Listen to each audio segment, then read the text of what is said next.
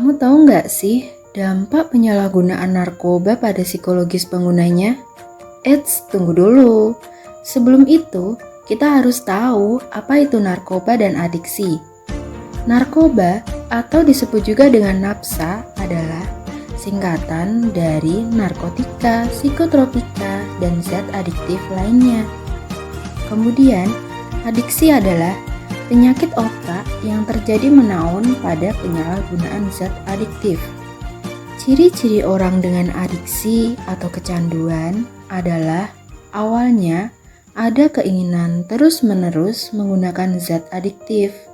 Kemudian, tetap menggunakan zat tersebut meskipun kamu tahu efeknya berbahaya.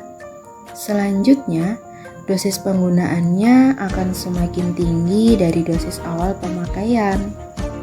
Lalu, gimana sih dampak psikologis bagi penyalahguna narkoba?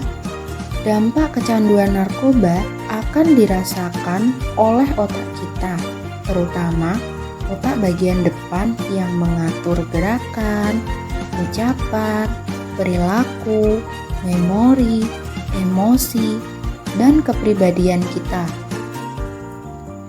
Kamu jadi tidak bisa berpikir jernih dan akan mengalami perubahan perasaan, sensitif, mudah curiga, mudah bosan, dan dihantui perasaan tidak aman dan tidak nyaman jika tidak menggunakan narkoba.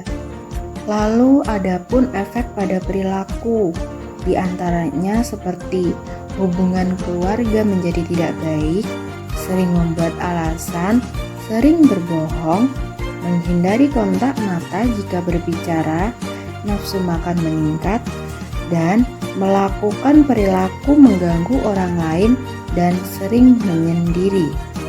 Hidup seperti itu sangat tidak nyaman kan? Apalagi untuk orang yang hidup di sekitar pengguna. Untuk itu, kita perlu mengetahui faktor yang mendukung proses rehabilitasi orang terdekat kita. Pertama, sebagai orang terdekat, kita bisa memberi dukungan berupa motivasi agar mereka merasa diterima dan didukung dalam proses perubahannya. Kedua, adanya kelompok dukungan sebaya dapat memberikan dukungan berupa informasi, emosi, dan sosial. Kemudian, proses pengembangan diri untuk mengenal kelebihan, kekuatan, kelemahan, kekurangan, dan potensi diri bisa membantu proses rehabilitasi mereka.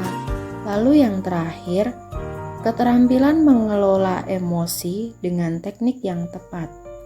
Adapun beberapa teknik mengelola emosi yang tepat, di antaranya seperti menerima segala bentuk emosi yang dirasakan, mengekspresikan emosi ke perilaku positif seperti menyanyi, menggambar, atau melukis, memikirkan merencanakan langkah apa yang diambil dalam menghadapi peristiwa negatif dengan meminta pendapat orang terdekat, memikirkan hal yang menyenangkan seperti hobi atau makanan favorit.